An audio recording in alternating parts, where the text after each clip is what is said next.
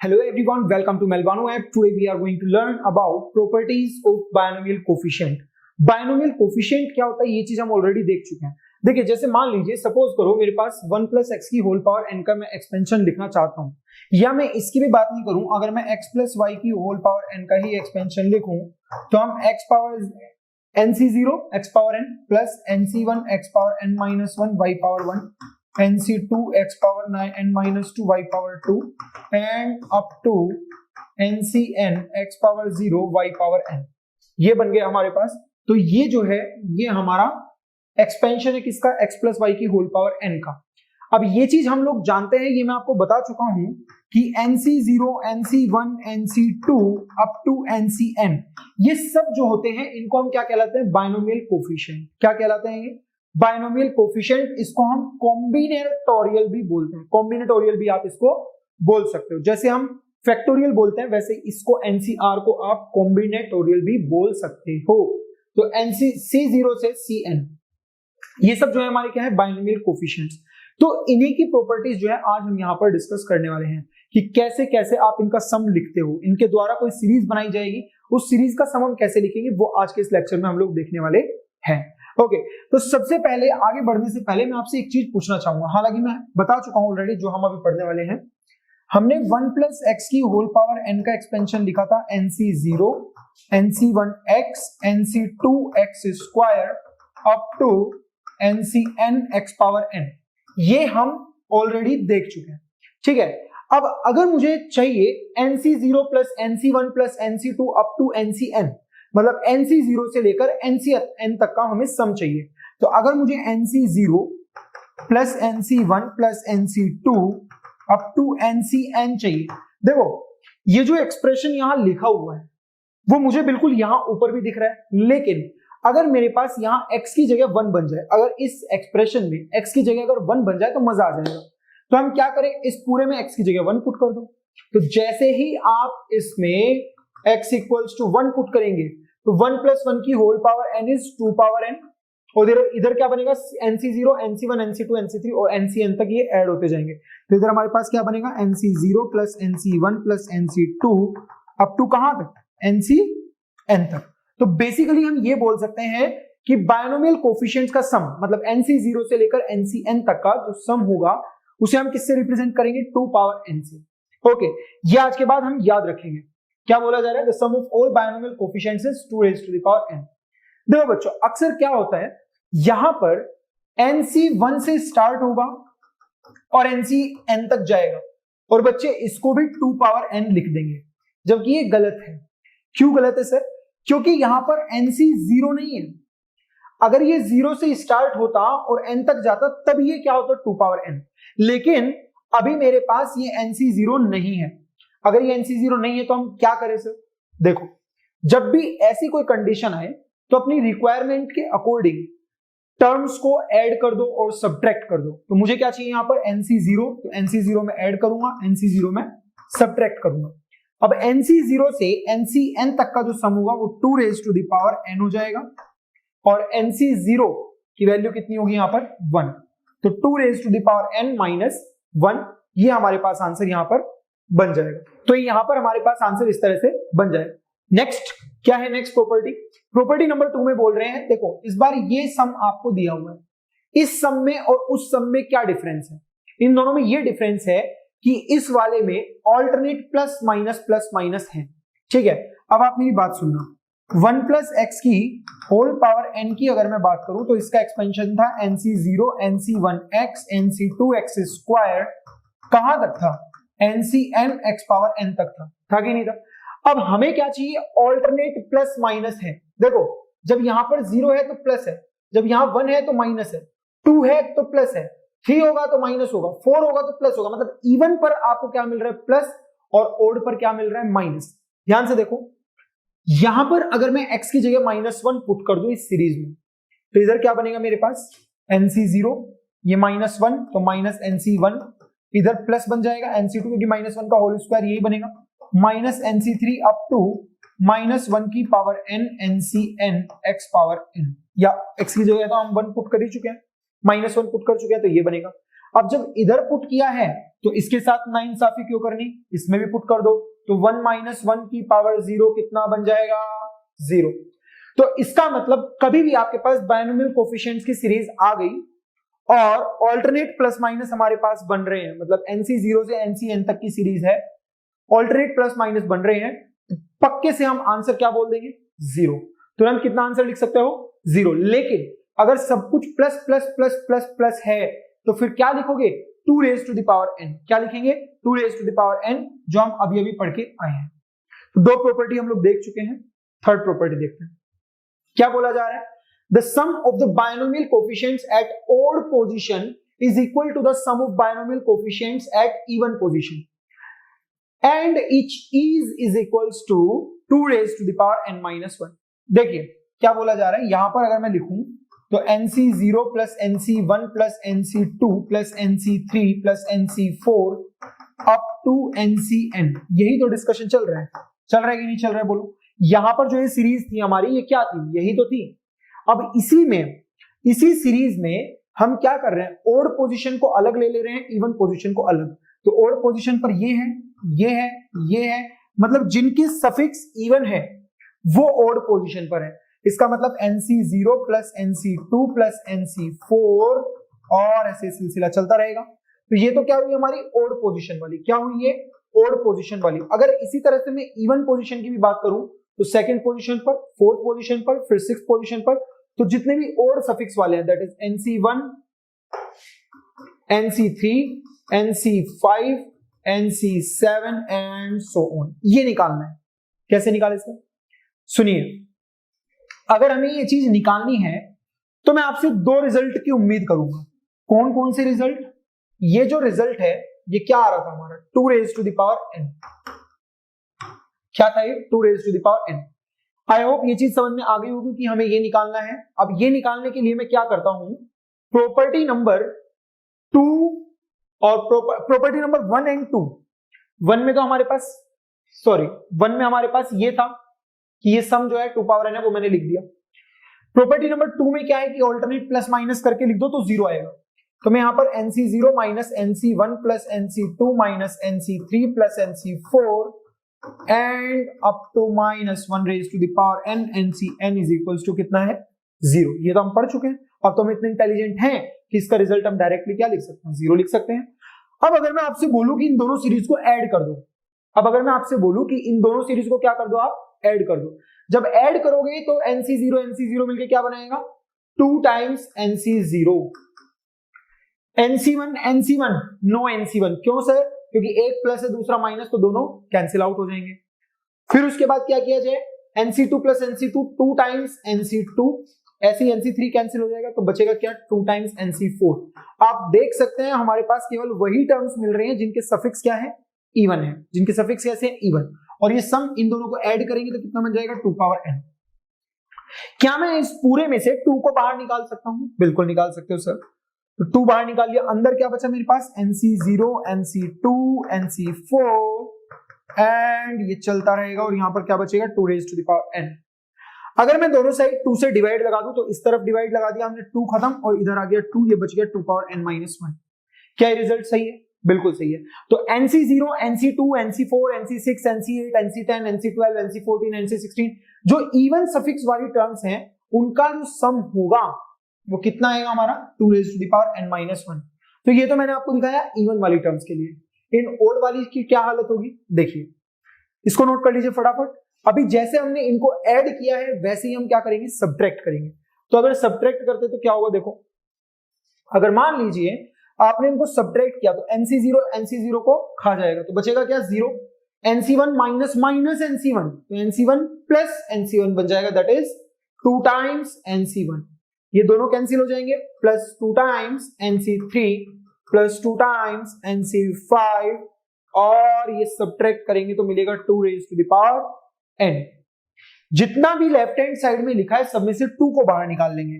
2 को बाहर निकालोगे तो बचेगा क्या, NC1 plus NC3 plus NC5, और ये सिलसिला चलता ही जाएगा। बचेगा क्या इधर, 2 पावर n। देखो इधर मेरे को चाहिए क्या, इतना चाहिए, 2 से डिवाइड लगा दो। जैसे 2 से डिवाइड लगाओगे ये 2 खत्म, इधर क्या आएगा, डिवाइड बाय 2 और 2 raise to the power n by 2। इतने इंटेलिजेंट तो आप हो चुके हो कि इस चीज को 2 raised to the power n-1 लिख दोगे। तो आई होप ये चीज समझ में आ गई होगी कि अगर आप ओड पोजीशन वाले या इवन पोजीशन वाले बायनोमियल कोफिशिएंट्स को ऐड करते हो, ओड पोजीशंस वालों को एक साथ या फिर इवन पोजीशन वालों को एक साथ, तो रिजल्ट हमें कितना मिलेगा, 2 raised to the power n-1। मैं उम्मीद करता हूं कि इस रिजल्ट को हम याद रखेंगे। तो अभी तक हम 3 रिजल्ट पढ़ चुके हैं, एक तो ये वाली सीरीज, एक ये वाली सीरीज और एक इवन वालों का टर्म्स और ओड पोजीशन वालों का टर्म्स, ये चीज देख चुके हैं। नेक्स्ट चलते हैं प्रॉपर्टी नंबर 4। प्रॉपर्टी नंबर 4 भी हम याद रखेंगे, कैसे ये यूज होगी वो अभी मैं एक एग्जांपल लेके दिखाऊंगा। क्या लिखा है, NCR plus NCR minus 1 is equals to N plus 1 CR. देखो एनसीआर सब लोग जानते हैं क्या होता है, N factorial by N minus R factorial by R factorial plus NCR minus 1 क्या होगा, एन फैक्टोरियल बाय, इन दोनों को सब्ट्रैक्ट करेंगे तो N minus R plus 1 factorial और आर माइनस 1 फैक्टोरियल, ये बन गया यहां से हमारे पास। इसको मैं सिंप्लीफाई करता हूं, तो सिंप्लीफाई करेंगे तो कैसे करेंगे, देखो ध्यान से सुनना, n factorial upon n minus R factorial as it is रखेंगे, क्योंकि यहां पर r माइनस 1 फैक्टोरियल है, इसीलिए इस r फैक्टोरियल को मैं तोड़ दूंगा, कैसे, r into R minus 1 factorial plus n factorial upon n minus R plus 1 factorial को कैसे लिखोगे, n minus R plus 1 into n minus R factorial, क्योंकि दिस इंटू दिस माइनस 1 का फैक्टोरियल, ऐसे हम लिखते हैं, और ये r minus 1 factorial as it is रहेगा ही रहेगा। आई होप ये चीज समझ में आ गई होगी। अब इतनी चीज आपको दिखाई दे रही होगी कि मैं ऊपर से तो n फैक्टोरियल बाहर निकाल सकता हूं और नीचे से n माइनस आर फैक्टोरियल निकाल सकता हूं, और क्या निकाल सकते हैं, r माइनस 1 फैक्टोरियल भी निकाल सकते हैं। तो ये बन गया r माइनस 1 फैक्टोरियल इंटू में क्या बचेगा वो समझो, इधर 1 अपॉन केवल ये r बचेगा और कुछ भी नहीं बचेगा, इधर क्या बचेगा, 1 upon n minus R plus 1, बाकी सब तो हम बाहर ले चुके हैं। अब यहां से इस चीज को मैं इधर लिख दूं, इस चीज को इधर अगर शिफ्ट कर दिया जाए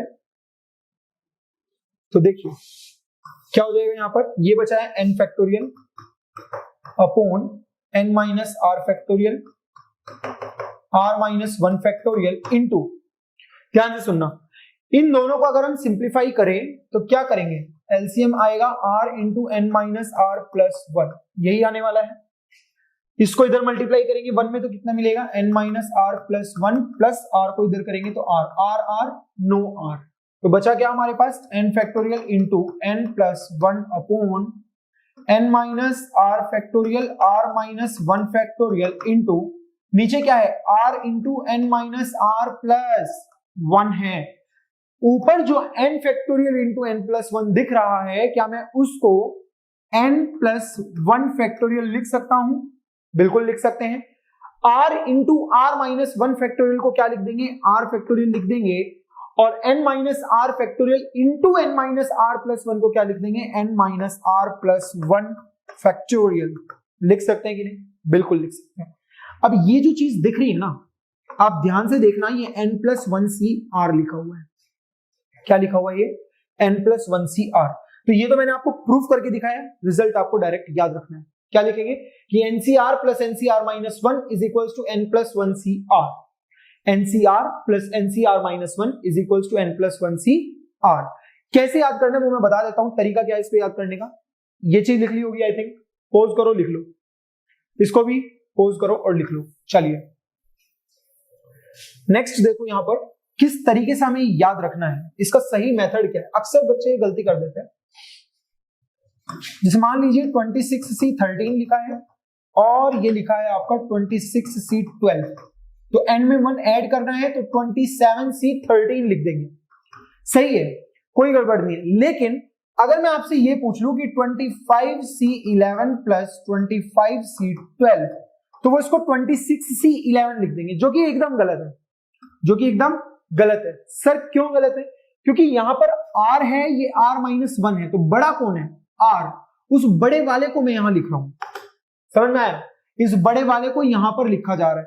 तो आप ऐसे मत याद करो, ऐसे याद करो कि इनमें से बड़ा कौन है, तो बड़ा कौन है 12, तो यहां पर हम क्या लिख देंगे, 11 की जगह 12 लिख देंगे, क्या लिख देंगे हम यहां पर 12। तो 25C11 प्लस 25C12 कितना बन जाएगा? 26C12।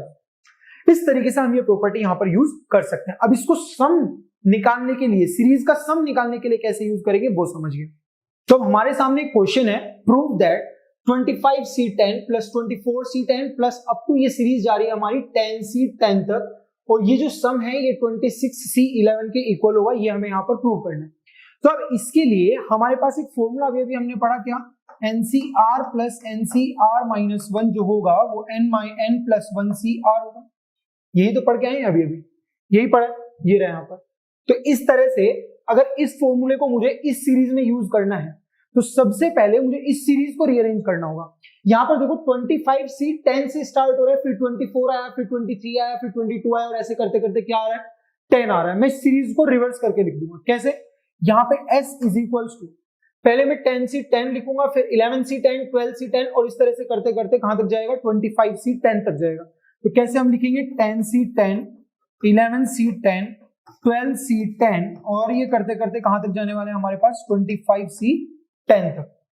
जब भी हमारे पास इस तरह का क्वेश्चन आएगा जिसमें सफिक्स हमारे सेम रहे और प्रीफिक्स हमारे चेंज हो रहे हो, तो इस तरह के क्वेश्चंस को करने का एक तरीका होता है। क्या तरीका होगा? जो भी आपका सबसे छोटे प्रीफिक्स वाली चीज जो भी लिखी हुई है, जो भी सबसे छोटे प्रीफिक्स वाला है, उसको एज इट इज रखो 10C, और उसके सफिक्स को एक इंक्रीज कर दो। यहां पर क्या लिखा है? 10, तो इसको क्या कर देंगे हम? +1 करके 11 लिख देंगे, और बाकी पूरी सीरीज हमारी एज इट इज रहने वाली है। अब देखो S इज इक्वल्स टू, अगर मैं इसको ऐड करूं यहां पर तो क्या लिखेंगे? S is equals to 10C11। अगर मैंने इसको ऐड किया है तो बैलेंस बनाने के लिए इसे सब्ट्रैक्ट भी करना पड़ेगा। अब देखो 10C11 देखने में लग रहा होगा कि ये तो फालतू की चीज है। क्यों? क्योंकि R की वैल्यू हमारी N से ज्यादा हो नहीं सकती, लेकिन मैंने आपको क्या बताया था कि NCR में अगर R हमारा N से बड़ा हो जाए, R फ्रैक्शनल हो जाए या R नेगेटिव हो जाए, तो उस केस में NCR की वैल्यू कितनी ले लेंगे हम? 0। तो इसकी वैल्यू एक्चुअल में तो 0 है, एक्चुअल में 0 है, लेकिन मैंने इसको क्यों यहां पर ऐड किया? इससे मुझे क्या बेनिफिट होने वाला है? अब इन दोनों टर्म्स को आप देखो, इन दोनों टर्म्स में अगर मैं ये फॉर्मूला लगाऊं NCR प्लस NCR माइनस 1, ये कितना होगा? N plus 1CR। तो यहां से हम देखा जाए तो 10C11 प्लस 10C10 कितना बन जाएगा? 10 प्लस 1 11C11। अब ये वाली जो टर्म है ये इसके अगले वाली टर्म में ऐड होगी तो क्या बनेगा? देखो 11C11 प्लस 11C10। अब मेरी बात बनने लग गई, तो यहां से इन दोनों का क्या बन जाएगा? 12C11। फिर वैसे ही इन दोनों का क्या बनेगा? 13C11। ये बनता जाएगा, और ऐसे करते करते करते करते कहां तक जाएंगे हम लोग? 25C10 तक, माइनस 10C11 की वैल्यू में 0 लिख देता हूं, तो वहां पर 0 सब्ट्रैक्ट करना तो कोई मतलब ही नहीं है। अब ये जो सीरीज है, हमें इस पैटर्न को ऑब्जर्व करते हुए एक चीज मेरे को यहां से कंक्लूड करनी पड़ेगी। क्या? अगर मैं यहां तक की बात करूं, अगर मैं ऐसा सोच लेता कि सिर्फ मेरी सीरीज यहीं तक थी, तो रिजल्ट क्या मिल रहा था? ये 10 में एक ऐड हो गया और C इसमें भी एक ऐड हो गया। अगर मैं अपनी सीरीज को यहां तक के बजाय यहां तक लेता तो रिजल्ट क्या बन रहा था? 12C11। इसमें एक ऐड हो गया, इसमें भी एक ऐड हो गया। सिमिलरली अगर मैं सीरीज 25C10 तक ले रहा हूं तो उस केस में मैं क्या करूंगा? 25 में एक ऐड कर देंगे और 10 में एक ऐड कर देंगे, तो कितना बन जाएगा? 26C11। वही यहां पर लिखा हुआ है और यही हमें यहां पर प्रूव करना था। तो कभी भी जब भी आपके पास एक ऐसी सीरीज हो जिसमें सफिक्स हमारे सेम रहे और प्रीफिक्स जो है वो हमारे चेंज हो रहे हो, तो हम ये मेथड लगाकर इस फॉर्मूले का यूज करते हुए क्वेश्चन को सॉल्व कर सकते हैं। सबसे पहला स्टेप क्या होगा? जो भी सबसे छोटे प्रीफिक्स वाली टर्म है उसके प्रीफिक्स को उसके प्रीफिक्स को सेम रखते हुए सफिक्स को एक इंक्रीज करके ऐड करेंगे और सब्ट्रैक्ट कर देंगे, वहीं से आपका सॉल्यूशन बनना चालू हो जाएगा। तो ये होती हुई हमारी कौन सी? Property number 4। अब हम देखते हैं प्रॉपर्टी नंबर 5 क्या लिखा है? NCR upon NCR minus 1 is equal to कितना होगा? N minus R plus 1 upon R। देखो NCR अपॉन NCR माइनस 1 की अगर मैं बात करूं, NCR क्या होगा? N factorial upon N minus R factorial upon R factorial divide by NCR minus 1 को हम क्या लिखेंगे? N factorial upon N minus R minus 1। तो N माइनस R माइनस 1 क्या बन जाएगा? N minus R plus 1। तो ये हम लिख देंगे N minus R plus 1 factorial, ये बन गया। अब और क्या आएगा नीचे? इसका factorial, that is r minus one. तो r माइनस वन का फैक्टोरियल, इस तरह से हम यहां से लिख सकते हैं। n factorial, no n factorial. इस चीज को मैं ऊपर उठा के ले जाऊंगा तो बनेगा n minus r plus one factorial. लेकिन मैं इस चीज को थोड़ा सा मॉडिफाई करके लिखता हूं। कैसे? देखो n फैक्टोरियल को हम क्या लिख सकते हैं, n into n minus one factorial. तो बेसिकली आप कर क्या रहे हो, इसको एज इट इज लिख रहे हो और इसमें से एक घटा के उसका फैक्टोरियल लिख रहे हो। तो मैं इसमें से एक सब्ट्रैक्ट करूंगा तो क्या बनेगा, n minus R factorial into R minus one factorial भी ऊपर ही जाने वाला है, और नीचे क्या बन जाएगा हमारे पास, n minus R factorial as it is, और इधर r फैक्टोरियल को मैं r into R minus one factorial लिख सकता हूं। ये दोनों कैंसिल, ये दोनों कैंसिल, बचेगा क्या, n minus R plus one upon r। तो ये चीज यहां पर याद रखेंगे कि NCR upon NCR minus one का फॉर्मूला ये होगा। अब इसमें गलती क्या करते हैं, देखो गलती होने के चांसेस यहां हो जाते हैं अक्सर। अगर मान लीजिए सपोज मैंने आपको ये दे दिया कि 27C13 अपॉन 27C12, सपोज करो मैंने ये एग्जांपल दे दिया। अब यहां पर करेंगे क्या, n की वैल्यू ले लेंगे 27, r की वैल्यू ले लेंगे 30, यही तो लेंगे। तो आंसर क्या बन जाएगा हमारा, 27 माइनस 13 प्लस वन अपॉन 13, यही बनेगा। बिल्कुल सही है, कोई दिक्कत नहीं है। लेकिन अगर मैं ऐसे दे दूं कि 27C13 अपॉन 27C14, तो बच्चे क्या करेंगे, आंख बंद करके इसको इग्नोर करते हुए यहां पर डायरेक्ट लिख देंगे 27 माइनस 13 प्लस वन अपॉन 13, जो कि एकदम गलत है। क्यों गलत है ये, फॉर्मूला जरा ध्यान से पढ़ो। न्यूमिनेटर में जो सफिक्स है वो बड़ा है, डिनोमिनेटर में जो सफिक्स है वो छोटा है। यहां पर क्या हो रहा है, न्यूमिनेटर में छोटा है, डिनोमिनेटर में बड़ा है। तो इसका मतलब इस फॉर्मूले को उल्टा करने की जरूरत थी यहां पर, और यहां पर r की वैल्यू 13 नहीं, कितनी होगी, 14। क्यों, क्योंकि r की वैल्यू 14 होगी तभी तो r माइनस वन 13 होगा। तो इसीलिए हम यहां पर क्या करेंगे, इस फॉर्मूले को उल्टा करके लिख देंगे। n की वैल्यू तो हमारी अभी भी 27 ही है, r की वैल्यू हमारी 14 हो जाएगी। तो फॉर्मूले को उल्टा करेंगे तो क्या बन जाएगा, 14 अपॉन 27 माइनस 14 प्लस वन। तो इस तरीके से हम लोग ये वैल्यूज को कैलकुलेट कर सकते हैं। तो बस ये थोड़ा सा इसमें ध्यान रखना कि बड़ा कहां है और छोटा कहां है। अगर बड़ा ऊपर है तब तो ये फॉर्मूला सही लगेगा, लेकिन अगर बड़ा नीचे हो गया तो इस फॉर्मूले को हमें उल्टा भी करना पड़ेगा। नेक्स्ट क्या है हमारे पास, प्रॉपर्टी नंबर 6 में बोल रहे हैं NCR इज इक्वल्स टू ये। इस सब चीज को इग्नोर कर दो जो मैं बता रहा हूं, उसको याद रखना। इस फॉर्मूले को ऐसे ना याद करके हम ऐसे याद रखेंगे कि R into NCR is equals to, क्या होगा ये फॉर्मूला, जब भी आपके पास ये लिखा मिल जाए जो C का सफिक्स है, जो C का सफिक्स है वही अगर यहां मल्टीप्लाई हो तो ये R इस N को क्या बोलता है। बहुत देर ऊपर बैठ लिया, अब थोड़ा नीचे आओ, तो N को नीचे ले आओ, ठीक है। अब क्या होगा, जो ये N है और ये R है, अगर इस N को नीचे भेज रहे हैं तो ये दोनों के दोनों अपनी वैल्यू 1 कम कर लेंगे, तो N minus one C R minus one. इस फॉर्मूले को हम ऐसे याद रखेंगे।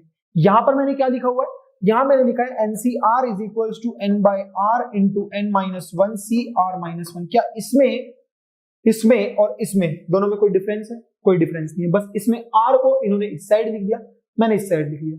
जनरली जो हमारा यूज होगा वो इसी साइड वाला यूज होगा, इसीलिए इस फॉर्मूले के बजाय आप इसको याद रखो, ज्यादा इजी है। ओके, यहां पर ये कुछ भी नहीं किया हुआ है, फर्दर इसको और सिंप्लीफाई कर दिया, और सिंप्लीफाई करेंगे तो और सिंप्लीफाई होता चला जाएगा, ठीक है। ज्यादा टेंशन नहीं लेनी है, यहां पर हम सिर्फ ये फॉर्मूला याद रखेंगे, that is R NCR is equals to N minus one C R minus one. ये फॉर्मूला हमें याद रखने लगा है। जैसे ही आपने ये फॉर्मूला याद किया, आधी प्रॉब्लम्स सॉल्व। देखो ये जो फॉर्मूला है वो कहां बेसिकली अप्लाई होगा वो मैं आपको बता देता हूं। जब भी बायनोमियल कोफिशिएंट्स के साथ कोई एपी की टर्म्स मल्टीप्लाइड होंगी, जब बायनोमियल कोफिशिएंट्स के साथ आपने कोई एपी की टर्म्स मल्टीप्लाइड की होंगी, तब आप ये फॉर्मूला यहां पर यूज कर सकते हो। कैसे यूज होगा वो समझिए। एक क्वेश्चन हमें यहां पर गिवन है C1 plus 2C2 plus 3C3 and so on up to NCN। अब देखो आप सोच रहे होंगे कि C का प्रीफिक्स नहीं लिखा तो क्वेश्चन गलत है। क्वेश्चन गलत नहीं है, C का प्रीफिक्स नहीं लिखा तो आपको ये देखना है कि C का सफिक्स कहां तक जा रहा है। C का सफिक्स जा रहा है N तक, तो इसका मतलब जहां जहां आपको CR लिखा हुआ मिल रहा है, इसका मतलब वो NCR ही लिखा हुआ है, ठीक है। तो ये हमारा NC1 NC2 NC3 NCN तक ये चल रहा है, यहां तक कोई दिक्कत नहीं है। अब जो बायनोमियल की सीरीज आपको दिख रही है बायनोमियल कोफिशिएंट्स की, इसमें आप एक बात ध्यान से देखो, कि जो यहाँ पर कोफिशिएंट्स है 1 2 3 4 ये सब क्या बना रहे हैं, एक एपी बना रहे हैं। कई बार हो सकता है आपको दे दे 1 3 5 7 9 11 13 15 17 19 21 इस तरह से करके भी दे सकते हैं। तो ये सब क्या है, एक एपी आपने मल्टीप्लाई की हुई है, एपी की जो टर्म्स हैं वो हम बायनोमियल कोफिशिएंट से मल्टीप्लाई कर रहे हैं। तो इसका सबसे पहला रूल क्या है, आप इसकी जनरल टर्म लिख लो। जैसे आपने जनरल टर्म लिख ली आधा काम खत्म। कैसे सर, देखो हमें क्या करना है, इसको इस पूरी सीरीज को सिग्मा या पहले इसको गोली मारो टी आर मेरे को लिखना है। तो टी आर लिखने के लिए अगर मैं T1 की बात करूं, किसकी बात करूं मैं, T1 की, इधर ये T2, इधर ये T3, इधर ये Tn, कुछ सिमिलरिटी नजर आ रही है, सब कुछ तो सिमिलरिटी है। यहाँ पर 1 है, यहाँ भी 1, यहाँ भी 1, यहाँ 2 2 2 3 3 3 n n n।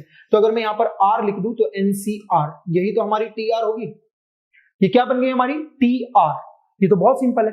तो जो ये सम होगा, ये सम क्या है हमारा, T1 plus T2 plus T3 up to कहां तक, Tn तक। कहां तक, Tn तक।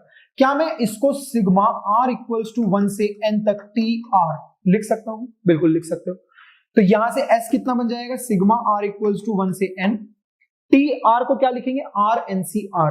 और आई थिंक अब इतने इंटेलिजेंट हो चुके हो कि RNCR को देखो, आप सोच रहे होंगे कि इसके साथ छेड़खानी करनी ही क्यों है, r की वैल्यूज पुट करते जाओ, वैल्यूज मिलती जाएंगी। देखो अगर आप r की वैल्यूज पुट करते जाओगे तो आपको ये सीरीज वापस मिल जाएगी, फिर मतलब ही क्या हुआ, जहां से शुरू किया था वहीं पे वापस पहुंच चुके हो। तो इसको सिंप्लीफाई करना है।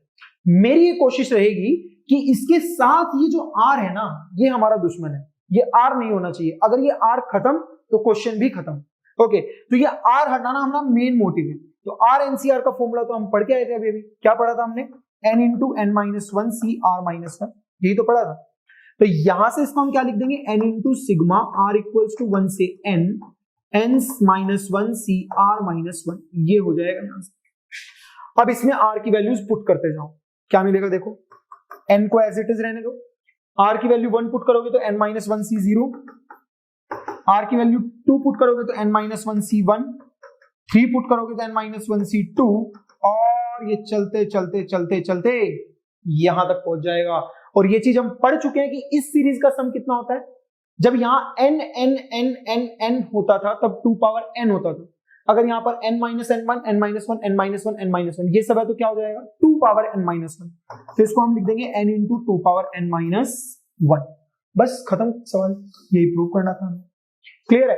तो बेसिकली ये फॉर्मूला हम कब यूज करेंगे, ये फॉर्मूला हम तब यूज करेंगे जब हमारे पास बायनोमियल कोफिशिएंट्स की एक ऐसी सीरीज गिवन हो जिसमें आपने एपी की टर्म्स को मल्टीप्लाई किया हुआ हो। जैसे ही आपको ऐसी सीरीज मिली तुरंत ये फॉर्मूला लगा दो, जनरल टर्म निकालो, फॉर्मूला लगा दो, सवाल का खत्मा, ये खत्म। ठीक है, नेक्स्ट क्या है हमारे पास, नेक्स्ट देखो ये प्रूव करना था, प्रूव हो चुका है। प्रॉपर्टी नंबर 7 में क्या बोल रहे हैं, अब प्रॉपर्टी नंबर 7 को भी ऐसे याद नहीं करेंगे, कैसे याद करेंगे समझो, NCR, जो ये R लिखा है ना इसमें एक ऐड कर दो, उसको डिनोमिनेटर में लिख लो। जो ये R लिखा है इसमें एक ऐड करो, डिनोमिनेटर में लिख लो।